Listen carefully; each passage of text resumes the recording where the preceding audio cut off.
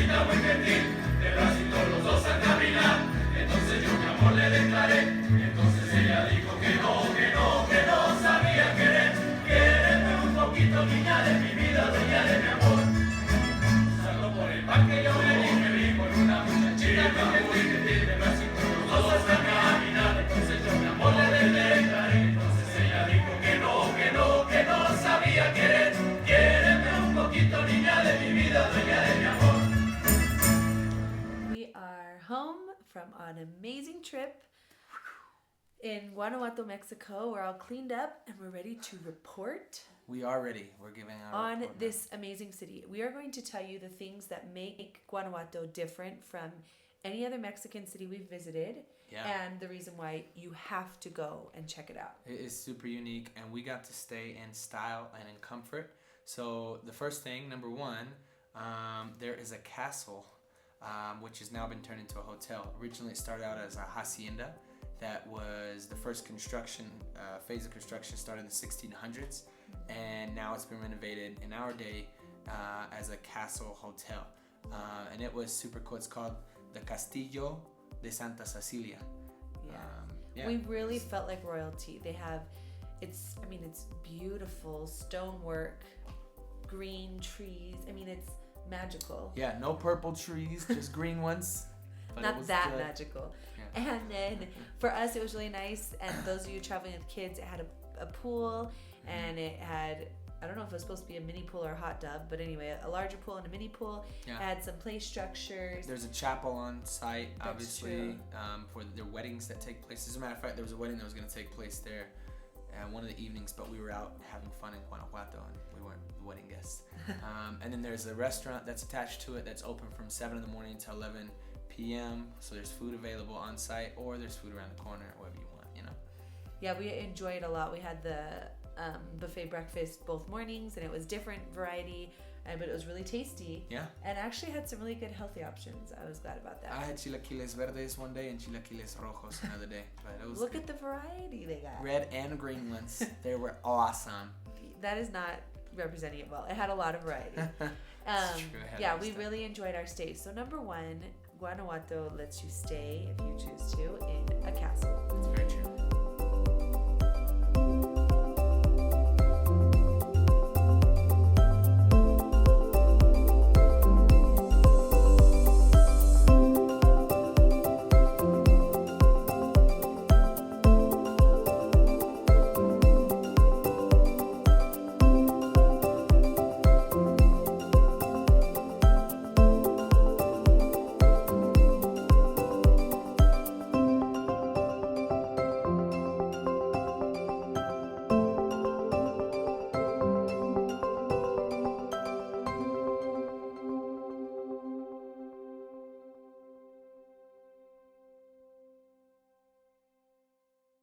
Number two. And kind of related to the castle, number two is the castle's location is just down the mountainside from some of the entrances to the historical mines. Guanajuato, which is something I didn't expect, thinking of Mexican picturesque towns, is a historical silver mining town. And so there are these mines that have been in function and service for hundreds of years. Yeah. And as you go up the mountain, you can go and see them. We went to two sites. One of them it's kind of made for tourists. It's called La Boca Mina San Ramon, and there's a mine that tourists like us, we can walk down into and see what it was like originally for the Indians or indigenous peoples that were forced to work there, and later for people that chose to be miners and work in the mines. They gave us some amazing history in this location. As well as, that opportunity to actually experience it. So that was what was unique, I feel like, about that location. Yeah, super cool. One of the things I didn't expect, you would think that when you go down into the earth, it gets cooler and damper, if that makes sense. But it was... got damper. But it was humid and hot. And that was something I didn't expect. So it must have been pretty hard working conditions for the people that work the mines down there. And then the second site we went to was the largest mine. It went down 500 meters, a shaft, and it's called La Valenciana. And we obviously didn't get to go down in it. It's closed off to the public now. But it has a crazy history too. It was once flooded during the Mexican Revolution by the opposition, and just all kinds of cool stuff. And This history buff had a blast. it was very But cool. we Where were your really- glasses at? Oof. It was darling. Okay, I can't see We were anything. super impressed by our tour guides. They really had great information. They were very, they were just enthusiastic. It was fun to be there. Mm-hmm. And then in the Valenciana. Valenciana, I have our Ahí tickets. está. A ver. La Un poco Valenciana. más. You Yeah, I guys know. I'm show going it to up show. close. We have tickets, multiple, like, look how many tickets. we have. Tickets galore. Here is the general admission to this location. So, I think it's gonna be inverted, but whatever. anyway, at this location, we were also able to have our kids have a really cool experience where they got a dish of dust, Yeah. dirt. So it simulates like panning for gold or Yeah. panning for silver or minerals. They were able to put it in water and sift through, and then they brought home their little treasures Yeah, that they found. collected out minerals, so they got like. Oh, I'm you gonna can't go see closer, anything, yeah, to here. They got to to here, baby. They got to collect out minerals, so like quartz and iron It's pyrite, which is fool's gold and stuff like that. And a lot of the tour guides are actually university students or egresados from the mining university that's there, so that's why they're so knowledgeable. Cool. Yeah, and it was cool, and so they were helping out with this. It was fun. It was And cool, man. there are more sites. We only visited 2, Yeah, and there are more. multiples. And so the mining industry is still alive and well in Guanajuato. So there are some areas where people are working, but we were able to go to areas that are now meant to educate and to explain the history. Yeah. So that was very interesting. Number 2. Number 3. Number 3. Number 3. Yeah. We didn't skip number 3. Related to the mining communities is that there is this amazing tunnel system. Yeah, it's like a that labyrinth runs of tunnels. underneath the city of Guanajuato. Yeah, So- and cars drive through the tunnels, and it's like, it seems like unnatural because they're rock formations of tunnels, and Yeah. they're really long. But because it's a mining town, like Mika's saying, they were originally created to divert a river, to divert water from a river. I guess it was the Rio Guanajuato, the Guanajuato River. Very creative, yeah. And they did that so that it would prevent flooding in the town and in the mines. Okay, so that leads us to number 4. Cars are driving under in these tunnel systems, and obviously some drive above too, but it's a super walking friendly surface. There are streets that are closed off so that people can be walking, and there's these little tiny narrow alleyways that are fun and unique and remind me, I think, of what would be European. Yeah, definitely. I mean, it's a European planned city. Yeah, okay. Because of this. I've never been to Europe, and he has, so that's in my mind from movies. And yeah, there's one street called Callejón de Besos. Yep, it's an alleyway. So Yes. callejón is the word for alley in Spanish, not to be confused with another word that's pretty similar. Callejón. And this one is it's super narrow, and there's a story behind it. It's a romantic story, and you're supposed to go in there and kiss. Yep, your and we significant did other. it. We did, yeah. And Amelia was thrilled. Oh yeah, Amelia was with us. That was. And then we interesting. had our little ones do a brother-sister kiss picture too. on the cheek, yeah. Yeah. So anyway, we took our pictures in the Callejón de Besos, and it's definitely a spot you got to visit.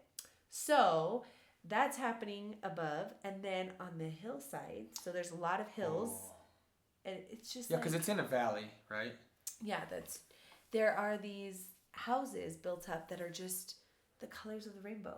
Yeah, color beyond color beyond color.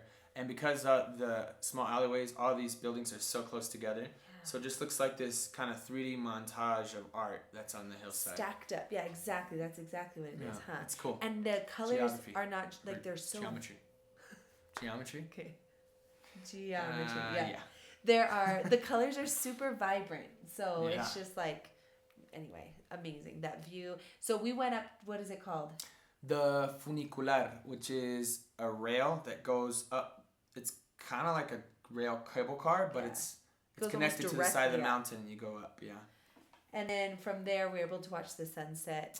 We did. It wasn't as romantic because we had 3 children and my mother-in-law with us, but it's supposed to be romantic. People do it. And it was, but the view was The view is romantic. Yeah. The experience not so much, considering the context. But yeah. Okay. And then number 6, the music and art in Guanajuato. Yeah, a fun fact of history: Diego Rivera, the famous muralist, is born in Guanajuato. He's married to Frida Kahlo. For those of you who recognize. Yeah, but Diego Rivera was famous first. Was he? Yeah, Frida Kahlo became famous later. To me, he's Frida Kahlo's husband. I know. Frida Kahlo became big after. Anyway, that's a deviation. It's no wonder that he comes from a place like Guanajuato. It's so artsy, so cool. So much music going on. There's mariachis. There are groups called estudiantinas made of college students that are going through and singing music. Yeah, it was cool. There's all these little like gardens around, and in some of the gardens there's like a group performing.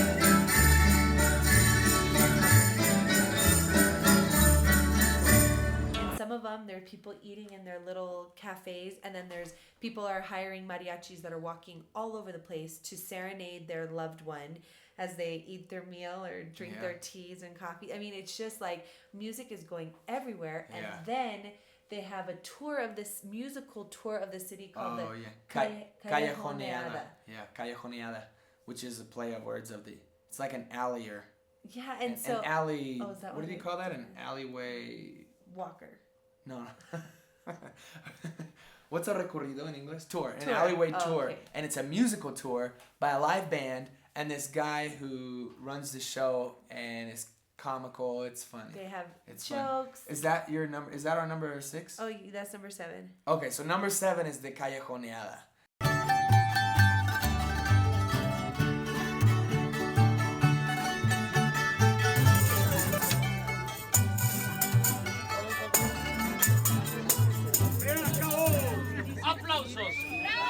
Aplausos! And one of the main parts of it is good to Spanish culture. You would drink wine, but we drink Kool-Aid out of this. I forget what it's called, but it's this like thing that mimics the wine pouches, and we do a toast up there with the Kool-Aid, which is good because we have little kids. Plus, we don't drink anyway, so it was good. Yeah. That was a highlight. Definitely recommend it. Number 8, DORILOKOS.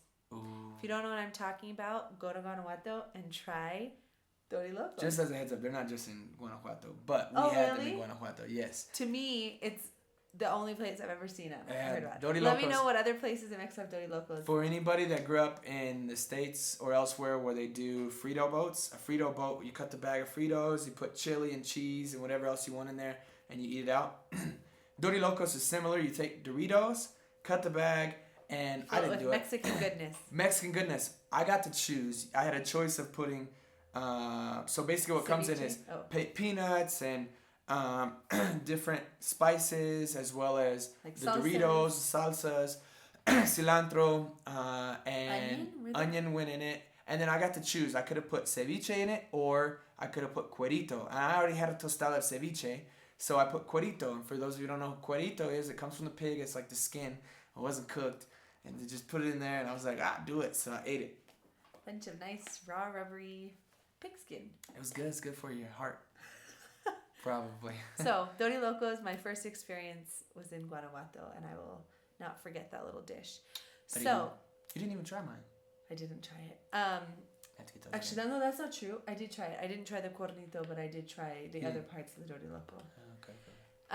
Okay, so let's cap it up. It is a romantic city. It's really cool. It's super picturesque. And it is... And romantic. Yeah, it's somewhere that I definitely recommend everyone visiting. We had a great time. Yeah, we'll go back. Another significant event happened there. What happened there, Papi? I don't know. Oh my gosh. Well, it wasn't actually in Guanajuato where we were, but it was near there in a place called Dolores. And that is where the friar... Is that what you're referring to? No. Oh, this was the Grito de la Independencia de Mexico. No. Amelia learned to walk. Oh, yeah. So that's important too. Vente, Amelia, ven. Vente, ven a papi. Vente. Eso.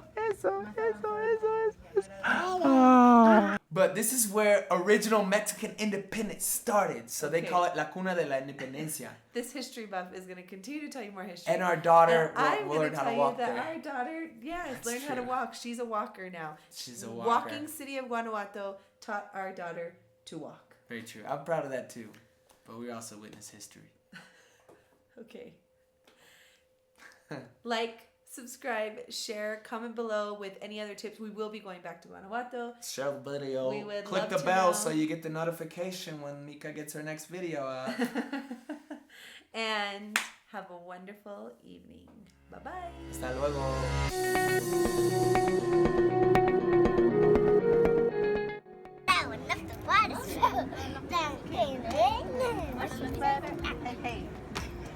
Oh, whoa, Lincoln, no más.